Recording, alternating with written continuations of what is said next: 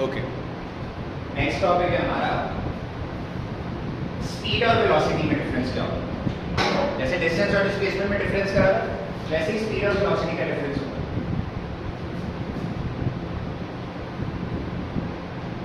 First of all speed का जो formula होगा वो होगा डिस्टेंस अपॉन टाइम,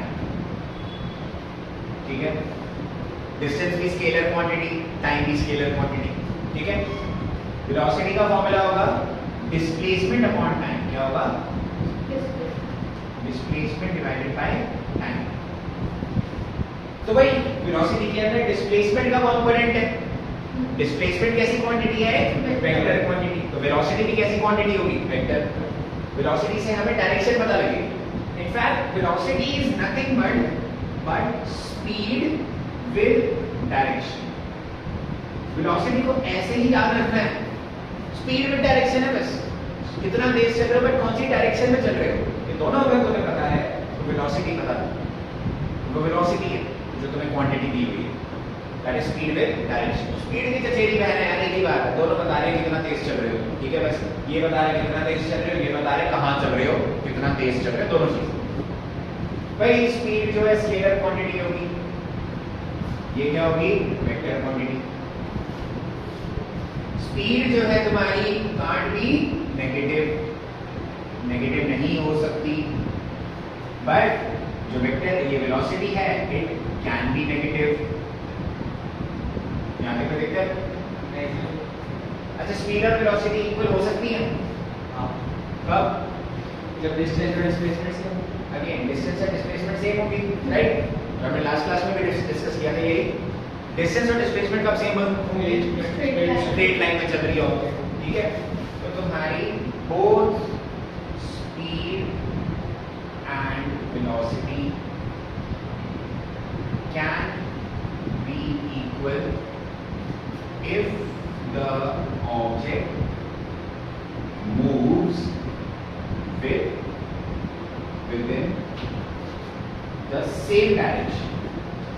अगर वो सेम डायरेक्शन में मूव कर रही है ऑब्जेक्ट, या फिर वो स्ट्रेट लाइन में मूव कर रही है, या तो सेम डायरेक्शन में मूव कर रही है या फिर स्ट्रेट लाइन में मूव कर रही है तुम्हारी ऑब्जेक्ट, तब आप बोलेंगे कि हाँ उसकी स्पीड और वेलोसिटी दोनों क्या होगी? Equal, same. यहाँ पे कोई दिक्कत? आगे समझ पक्का? अब भाई स्पीड एंड वेलोसिटी में ये थोड़ा बहुत डिफरेंस आ गया। ऐसे ही दो चीजें होती हैं जो जाननी है। एक चीज होती है तुम्हारी एवरेज स्पीड, और एक चीज क्या होगी? Average velocity. पहले एवरेज स्पीड पे ध्यान देते हैं। एवरेज स्पीड इंपॉर्टेंट कॉन्सेप्ट है, ठीक है। एवरेज स्पीड जो है उसका अगर मैं फॉर्मूला लिखूं, सिंपल है, टोटल डिस्प्लेसमेंट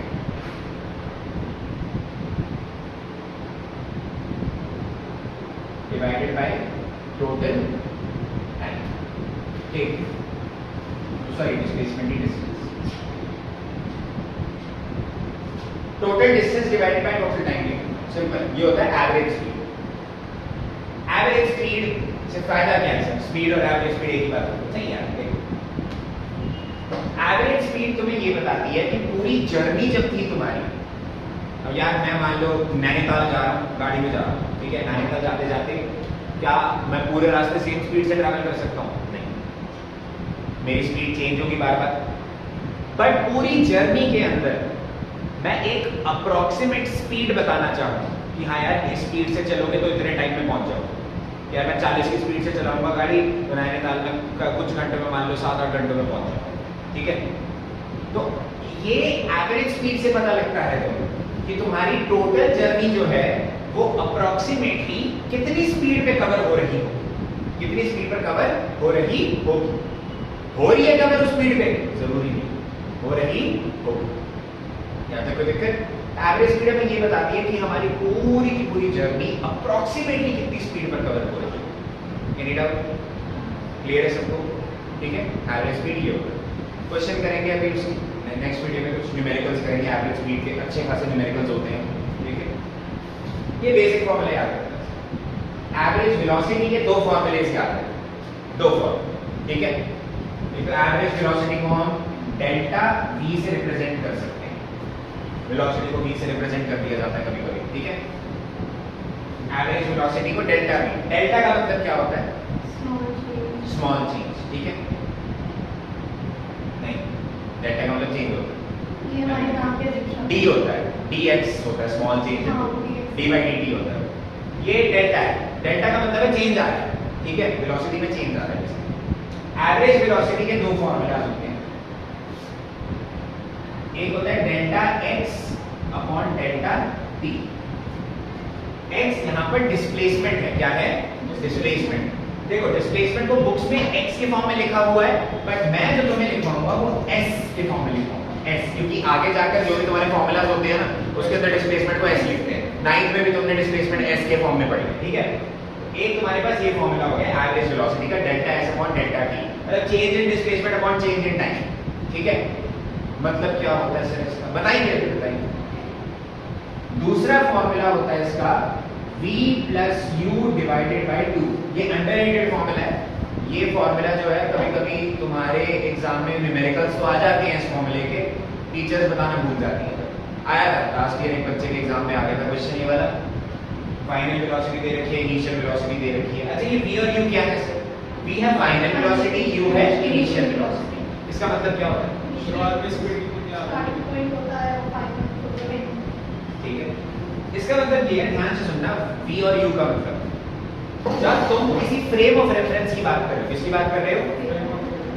किसी अगर फ्रेम ऑफ रेफरेंस की बात करी जा रही है तो उसके अंदर तुमने कभी ऑब्जर्वेशन स्टार्ट करी होगी और एक टाइम पर ऑब्जर्वेशन एंड कर दी होगी, राइट। इनिशियल और फाइनल वेलोसिटी का मतलब ये है, तुमने ऑब्जर्व जब करना शुरू करा वो इनिशियल वेलोसिटी, तुमने जब ऑब्जर्व करना बंद करा या मोशन खत्म हो गया तो वो फाइनल वेलोसिटी। अब जरूरी थोड़ी है कि जब तुम देखना शुरू करते हो किसी ऑब्जेक्ट को तो वो रेस्ट पे होती है हमेशा, है ना। चलो इसका एग्जांपल मान लो तुम अपने पापा के साथ सुबह सुबह, पूरे फैमिली है, पापा मम्मा जो भी भाई जो भी फैमिली है, सुबह सुबह गाड़ी में बैठे निकल रहे हैं आगरा के लिए, ठीक। आगरा के लिए गाड़ी में बैठे, गाड़ी स्टार्ट हुई, गाड़ी चलनी शुरू हो। इस केस के अंदर तुम्हारे लिए क्या गाड़ी पहले से चल रही थी? नहीं, गाड़ी रेस्ट पे थी, तो गाड़ी की इनिशियल वेलोसिटी क्या हो जाएगी? 0। और फिर गाड़ी चल पड़ी, तुम्हारे फ्रेम ऑफ रेफरेंस में फाइनल वेलोसिटी 0 से ज्यादा होगी, यस और नो। मान लो तुम यमुना एक्सप्रेसवे पे जा रहे हो, साथ में टपरी थी, टपरी में दिख गया मैं, ठीक है। और तुम टपरी से सामने से गाड़ी जा रही है, मैंने देखा गाड़ी जा रही है और तुमने देखा ओ माय गॉड ये तो मेरा बाबा टीचर है, मेरा पापा रोको गाड़ी, पापा रोको मेरे टीचर। मैंने देखा गाड़ी जा रही है, मैंने कहा ये भाई रुक क्यों गई गाड़ी। और फिर तुम मुझसे मिलने आए, मैंने कहा ओ ये तो मेरा स्टूडेंट है, ये तो मेरी स्टूडेंट है। फिर हमने मुलाकात करी। इस केस में मैंने जब तुम्हें देखना शुरू करा, गाड़ी को ऑब्जर्व करना शुरू करा, तो गाड़ी चल रही थी पहले से, फ्रेम ऑफ रेफरेंस में मेरी गाड़ी पहले से मूव कर रही है, तो उसकी इनिशियल वेलोसिटी क्या होगी? 0 से ज्यादा। बट फिर वो गाड़ी आकर रुक गई मेरे सामने, तो मेरे लिए फाइनल वेलोसिटी क्या होगी उसकी? 0। तो इनिशियल वेलोसिटी, फाइनल वेलोसिटी, पहली बात तो क्वेश्चन पे डिपेंड करेगा। क्वेश्चन में फ्रेम ऑफ रेफरेंस क्या दे रखा है?